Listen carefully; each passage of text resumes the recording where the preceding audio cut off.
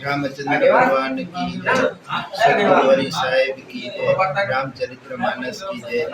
આજે 21/3/2025 થી રામચરિત્ર માનસ શ્રી શ્રી મહામંડલેશ્વર શ્રી કનકેશ્વરી દેવીના શ્રી મુખેથી ડુંગરિયા મધ્યે કિસ્કિંદા ધામ મધ્યે આજે કથાનો શોભાયાત્રા તેમજ દીપ પ્રાગટ્ય અને કથાનો પ્રારંભ આજે થઈ રહ્યો છે।